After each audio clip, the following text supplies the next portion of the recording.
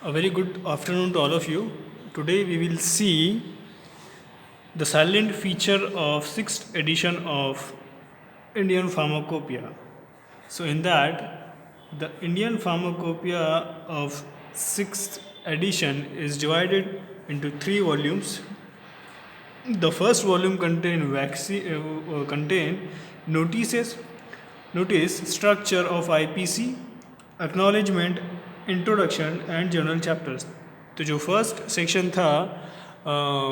First six edition of Indian pharmacopoeia का, उसमें जो फर्स्ट वॉल्यूम था वो जो कंटेन करता था उसके क्या क्या थे, notice, structure of IPC, acknowledgement, introduction and general chapters वहाँ पे थे. और सेकंड जो वॉल्यूम था उसमें क्या है, क्या क्या क्या था उसमें, general notices, general monograph on dosage form, monograph on drug substance, dosage form and pharmaceutical ads A to M. मतलब यहाँ पे उनको ऐसे बोलना है कि देखो, जैसे हमने पहले पिछली बार में जब pharmacopoeia fourth edition of pharmacopoeia, fifth edition of pharmacopoeia देखा था हमने, तो वहाँ पे जो 3 एडिशन थे, तो फर्स्ट एडिशन के अंदर क्या क्या था वहाँ पर कि वहाँ पे उसमें नोट्स थी, प्रीफेस था, स्ट्रक्चर था आईपीसी का, और इंट्रोडक्शन टू जर्नल चैप्टर्स थे. और जो सेकंड वॉल्यूम था, तो सेकंड वॉल्यूम में क्या था वहाँ पे कि वहाँ पर था monographs of drug substance, dosage form and pharmaceutical ads. लेकिन जो changes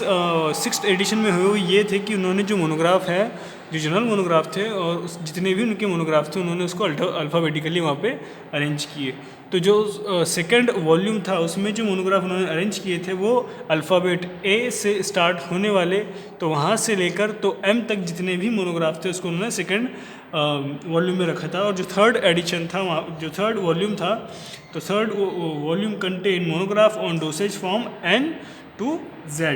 followed by monograph on vaccine, immunosera for human use, herbs and herbal products, blood and blood related products, biotechnology products and veterinary products. तो जो third edition था वहाँ पर, sorry जो third volume था वहाँ पर, उसमें उन्होंने अल्फ़ाबेट N से तो Z तक जितने भी मोनोग्राफ वहाँ पर आते हैं. और ये जो मोनोग्राफ थे, ये मोनोग्राफ कौन कौन किस चीज़ के ऊपर थे, वैक्सीन्स के ऊपर, इम्यूनोसेरस के ऊपर, blood and blood related products के ऊपर, और जितने भी हर्बल प्रोडक्ट्स थे उसके ऊपर ये सब सारे मोनोग्राफ्स थे जो कि थर्ड वॉल्यूम में रखे गए. So in that the pharmacopoeia has 2000 monograph, 287 new monographs and more than 600 monographs have been updated. मतलब कि जो फार्माकोपिया है सिक्स एडिशन का इंडियन फार्माकोपिया, तो इसमें कितने मोनोग्राफ थे total, 2000 monograph. There are 2000 monograph available in six edition of Indian pharmacopoeia. In that 287 are new monograph which are added to this edition and more than 600 monographs has been updated. मतलब जो पहले जो already monograph वहाँ पर present थे fifth edition के अंदर, उसमें से उन्होंने 600 मोनोग्राफ को क्या किया, अपडेट किया वहाँ पे उन्होंने. उसके बाद में a new chapter of liposomal product is introduce and monograph of liposomal amphotericin B injection is included in it. मतलब जो amphotericin B, what do mean by liposome? Liposome is a spherical shaped vesicle that is compose of one और मोर phospholipid. जो तो हम जैसे कि हमने हमारे लेक्चर्स में भी देखा था कि लाइपोसोम्स क्या होता है ड्रग डिलीवरी सिस्टम के अंदर, कि एक वो जो कि फॉस्फोलिपिड से बना होता है, जिसके अंदर एक एक्यूस लेयर होती है जिसमें हम हमारा ड्रग जो है वहाँ पर वो एडमिनिस्टर करके या इंजेस्ट करके हम हमारी पर्टिकुलर डिज़ायर्ड उसको बॉडी में इंसर्ट कर सकते हैं. तो उसी तरह से वो उसका एक चैप्टर जो है वो उसका जो चैप्टर है, यानी कि किस तरह की डिलीवरी ड्रग की, ये मॉडर्न ड्रग डिलीवरी सिस्टम की एक मेथड है जो हमने ऑलरेडी डिस्कस की हुई है. तो उसमें उन्होंने ये वो जो मेथड थी उन्होंने यहाँ पे उसको इस एडिशन के अंदर क्या किया, इंक्लूड किया. और उससे उन्होंने जो एम्फोटेरेसिन B का इंजेक्शन था वो लाइपोसोमल ड्रग डिलीवरी सिस्टम की बेसिस पे उसको उन्होंने वहाँ पे बनाया. तो उसकी पूरी प्रोसीजर, उसका पूरा मोनोग्राफ उन्होंने वहाँ पे पब्लिश किया, एक चैप्टर वहाँ पे उन्होंने. और उसके बाद में next, a chapter on microbial contamination is also updated to a great extent to harmonise with prevailing international requirement. मतलब कि जो माइक्रोबियल कंटामिनेशन है उसको हम कैसे प्रिवेंट कर सकते हैं, तो उन्होंने ये चीज़ बताने के लिए उसको इंटरनेशनल जो उसकी रिक्वायरमेंट है उसको फुलफ़िल करके वहाँ पे उन्होंने प्रेजेंट किया कि इंटरनेशनली जो माइक्रोब्स को ग्रोथ को कंट्रोल करने के लिए, उसको इनहिबिट करने के लिए जो कुछ भी मेथड हम यहाँ पे अप्लाई करेंगे, तो उन्होंने नेशनल जो रिक्वायरमेंट थी उसको फुलफ़िल करके इस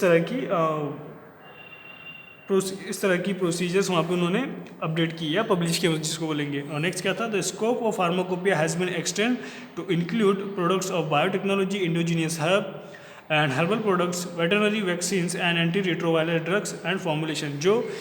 ये जो फार्माकोपिया का स्कोप था, इसमें जो नया चीज़ उन्होंने ऐड की थी वो ये थी कि उन्होंने बायोटेक्नोलॉजी के जो भी प्रोडक्ट थे, इंडोजीनियस हर्ब थे,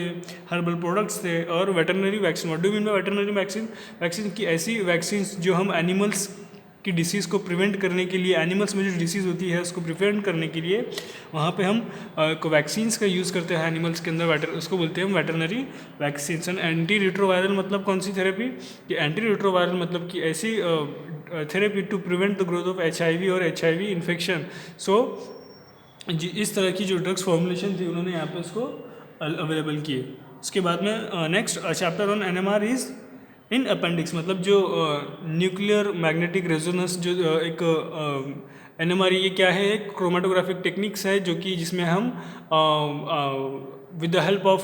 स्ट्रक्चर इलुसिडेट करते हैं, वहाँ पे हम स्ट्रक्चर इलुसिडेट करते हैं पर्टिकुलर एक ड्रग का, जिसके अंदर हम एक ड्रग को आइडेंटिफाई करने के लिए उस मेथड को हम यूज़ करते हैं। तो ये चैप्टर जो है वो 6th एडिशन में उन्होंने ऐड किया। And next, the standard for new drugs and drugs used under national health programme are added in this edition, मतलब कि जो ऐसे ड्रग्स जो नेशनल हेल्थ प्रोग्राम्स के अंदर ऐड होते थे, या नेशनल हेल्थ प्रोग्राम के अंदर जो ड्रग्स बताए गए थे वो ड्रग्स उन्होंने इस एडिशंस के अंदर ऐड किए। And general chemical test for identification for an articles और drugs have been almost eliminated and more specific infrared and ultraviolet spectrophotometric test has been given emphasis, मतलब कि ये जो फार्माकोपिया थी उसमें उन्होंने क्या किया कि अगर किसी ड्रग्स को उसका आइडेंटिफिकेशन करना है तो उसके लिए जो पहले पुरानी जो टेक्निक्स थी आइडेंटिफिकेशंस की, तो वो टेक्निक्स जो थी उन्होंने उसको एलिमिनेट किए, जैसे कि फिजिको केमिकल टेस्ट है उसकी, तो वो सब चीज़ें एलिमिनेट करके वहाँ पर उन्होंने उसके IR, इसका इंफ्रारेड कैसे दिखेगा, उसका UV स्पेक्ट्रोफोटोमेट्रिक के ज़रिए हम उसको कैसे इलुसिडेट कर सकते हैं या कैसे आइडेंटिफाई कर सकते हैं, उस तरह की मेथड उन्होंने ज़्यादा वहाँ पे अडाप्ट की, और जो पुरानी वाली मेथड्स थी आइडेंटिफिकेशंस की उसको उन्होंने एलिमिनेट किया। And next, the most of the existing assays the related substance tests are upgraded by liquid chromatographic methods in view to harmonize with other international pharmacopoeia, मतलब कि जो जो फार्माकोलॉजिकल एसेज होते हैं उनको उस सब्सटेंस को टेस्ट करने के लिए, उनको चेक करने के लिए उन्होंने क्या किया कि लिक्विड क्रोमाटोग्राफिक मेथड्स उन्होंने यूज़ किए। फिर उसके बाद में जो नेक्स्ट है, to test for pyrogen involving the use of animal have been virtually eliminated, मतलब जो पायरोजन की टेस्ट जो हम एनिमल्स के ऊपर करते थे, तो वो जो प्रोसीजर थी वो उन्होंने उस एडिशन से वहाँ से निकाल दी। उसके बाद में नेक्स्ट क्या किया उन्होंने कि the test for abnormal toxicity is now confirm to certain vaccines, मतलब कि ऐसा होता है कि फॉर एग्जांपल कोई वैक्सीन हमने बनाई है किसी डिसीज़ की प्रिवेंशन के लिए, लेकिन उस वैक्सीन का सेफ्टी डेटा होने के बावजूद कभी ऐसे होता है कि कुछ अबनॉर्मल साइड इफ़ेक्ट जो हम एक्सपेक्ट नहीं करते, ऐसे अनएक्सपेक्टेड एडवर्स इफेक्ट हमको वहाँ पर उसके देखने को मिल सकते हैं। तो उसको अब हम आइडेंटिफाई कैसे करेंगे, तो कुछ जो वैक्सीन्स थी उसको उन्होंने उसके लिए पर्टिकुलर एबनॉर्मल टॉक्सिसिटी वहाँ पर जो ऐसी टॉक्सिसिटी जो एबनॉर्मल वे में हमको देखने को मिल रही है वो वहाँ पर ना आए, तो इसलिए कुछ टेस्ट को उन्होंने वहाँ पे क्या किया, कंफर्म किया। उसके बाद में to test for bacterial endotoxins introduced in the previous edition is now applicable to more items, मतलब कि जो टेस्ट सी बैक्टीरियल इंडोटॉक्सिन्स को जो उन्होंने डिटेक्ट करने के लिए जो बनाई थी प्रीवियस एडिशन के अंदर, तो उन्होंने वही टेस्ट को वो और किन किन आइटम्स के ऊपर हम उसको अप्लाई कर सकते हैं, और उन्होंने फिर वो क्या किया कि उसकी एक लिस्ट जो जिसके ऊपर वो ज़्यादा उसको और चेक कर सकते हैं, जो कि प्रीवियस एडिशन में ऐसे ड्रग्स या ऐसे केमिकल्स नहीं थे जिनके ऊपर वो ये सब चीज़ें चेक कर सकते थे। उन्होंने इसमें 7th एडिशन में इसको भी ऐड किया, सॉरी हाँ 6th एडिशन में। उसके बाद में the number of monographs of excipient anti cancer drugs, herbal products and anti retroviral drugs has been increase in this edition. मतलब जो मोनोग्राफ थे किस किस के, एक्सीपिएंट ऐसा ड्रग जो हम as an excipient, as a vehicle, as a supportive agent use करते हैं, और जो कुछ एंटी कैंसर ड्रग्स थे और हर्बल प्रोडक्ट्स थे और एंटी रिट्रोवायरल ऐसे ड्रग्स जो हम HIV इन्फेक्शन के अंदर यूज़ करते हैं। तो ऐसे ड्रग्स की मोनोग्राफ उन्होंने क्या किया, अपडेट किया इस एडिशन के अंदर। उसके बाद में the drugs as well as their formulation not in used are omitted from this edition. मतलब कि ऐसे ड्रग्स, ऐसे फॉर्मुलेशंस जो कि यूज़ में नहीं थे, जिसको इंडिया में यूज़ नहीं करते, तो इस तरह की फॉर्मुलेशंस को, उस तरह के मोनोग्राफ्स को उन्होंने क्या किया कि इस एडिशन से बाहर निकाल दिया। So next is the 7th edition of the Indian Pharmacopoeia has been accomplished by the Indian Pharmacopoeial Commission in 2014 on behalf of Government of India, Ministry of Health and Family Welfare. So in that, silent features of 7th edition of Indian Pharmacopoeia are the Indian Pharmacopoeia 2014 is represented in 4 volume। जो 7th addition है Indian pharmacopoeia का, उससे कितने volume है, 4 volume है। तो उसमें जो IP है 2014 की इनकॉर्पोरेट 2548 उन्होंने मोनोग्राफ यहाँ पे उन्होंने प्रेजेंट किए इस एडिशन के अंदर, और उस in which 577 are new monograph consisting of APLS, excipient, dosage form and herbal product etcetera. मतलब कि जो 577 या 577 जो उन्होंने 77 जो मोनोग्राफ थे जो नए ऐड हुए, उसके अंदर क्या हुआ कि जो उसके अंदर जो उन्होंने नए मोनोग्राफ ऐड किए उसके अंदर क्या थे, ड्रग्स थे, उसमें एक्सीपिएंट भी ऐड थे, उसमें डिफरेंट डोसेज फॉर्म्स ऐड थे उस पर्टिकुलर प्रिपरेशंस के, और हर्बल प्रोडक्ट उसमें नए ऐड किए गए थे। उसके बाद में many chapters have been revised in this appendix. मतलब कि जो बहुत सारे चैप्टर ऐसे थे जिसको उन्होंने रिपीट किया और उसको अपडेट करके इस एडिशन के अंदर। उसके बाद में the monograph on water for injection in bulk and purified water are also upgraded to harmonise with prevailing international requirement. मतलब कि जो प्रोसीजर्स जो हम गाइडलाइंस फॉलो करते थे वाटर फॉर इंजेक्शन को बनाने के लिए, उसको उन्होंने क्या किया, बल्क प्रिपरेशन के लिए बनाने के लिए जो वाटर फॉर इंजेक्शन या सलाइन या फिर प्यूरिफाइड वाटर के लिए जो रिक्वायरमेंट हमारी थी, उसको उन्होंने क्या किया, अपग्रेड किया, जो कि इंटरनेशनल रिक्वायरमेंट से मैच करती थी। उसके बाद में general chemical test for identification of an article means a drug have almost eliminated and more specific infrared, ultraviolet, spectrophotometric and HPLC have been given emphasis. मतलब कि इस एडिशन में उन्होंने क्या किया कि जो आइडेंटिफिकेशन टेस्ट थी जनरल किसी भी प्रोडक्ट को आइडेंटिफाई करने के लिए, उसमें से उन्होंने उसको एलिमिनेट करके जो मोर स्पेसिफिक, मतलब जिसकी वजह से वो हम 101% डिटेक्ट कर सकते हैं कि केमिकल कौन सा है। तो इस तरह की मेथड्स उन्होंने लाइक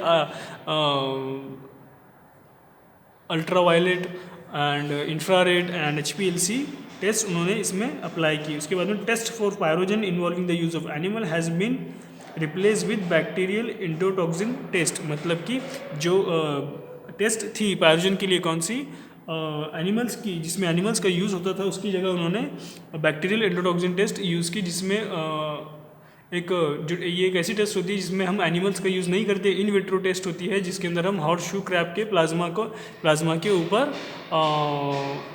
जो हमारा प्रोडक्ट है उसके अंदर हम उसका पायरोजन प्रेजेंट है या नहीं ये चेक करते हैं। Next, more essential oils, monographs, crude herbal drugs and their extracts have been incorporated. मतलब इस एडिशन के अंदर ज़्यादा इसेंशियल ऑयल्स के मोनोग्राफ्स, क्रूड हर्बल जो ड्रग्स थे वो, और उसके बाद में उसके एक्सट्रैक्ट्स इस एडिशन में उन्होंने ऐड किए। And 19 monographs on radiopharmaceutical preparation along with chapter on radiopharmaceuticals have been added in volume 3 of this chapter, मतलब कि इस चैप्टर में उन्होंने ऐसे 19 मोनोग्राफ या ऐसे 19 मोनोग्राफ जो रेडियो फार्मास्यूटिकल प्रिपरेशन के ऊपर बेसिस थे, और उसमें एक और चैप्टर ऐड किया उन्होंने इस एडिशन के अंदर जो कि रेडियो फार्मास्यूटिकल्स के ऊपर डिपेंड था। वो ये चैप्टर उन्होंने कौन से वॉल्यूम में पब्लिश किया? 3rd वॉल्यूम में। And next a separate volume for veterinary monograph has been volume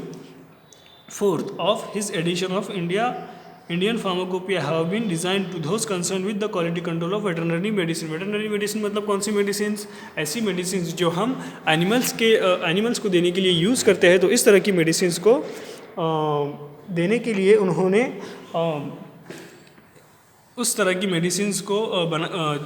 medicine के लिए जो एनिमल्स में यूज़ होती है या एनिमल्स के लिए यूज़ होती है, उसके लिए एक जो 4th नंबर का एडिशन था उसमें सिर्फ और सिर्फ उन्होंने वेटरनरी मोनोग्राफ्स ऐड किए वहाँ पर, और उसकी प्रिपरेशन ऐड की, और उसकी क्वालिटी कंट्रोल हम कैसे करके रख सकते हैं वो उन्होंने वहाँ पर बताया। उसके बाद में general chapter on sale cultures for the production of veterinary medicine, मतलब कि एक ऐसा चैप्टर जिसके ऊपर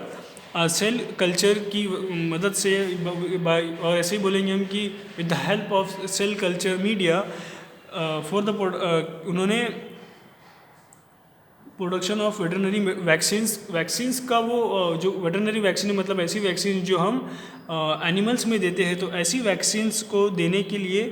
with the help of cell cultures हम उसको कैसे बना सकते हैं, उसका प्रोडक्शन हम कैसे कर सकते हैं। तो उन्होंने उसका एक जर्नल चैप्टर भी वहाँ पर ऐड किया। And standard of new drugs and drugs use under national health programmes are added, and the drugs as well as their formulations not in use nowadays are omitted for this edition, मतलब कि जो standard था new drugs के लिए,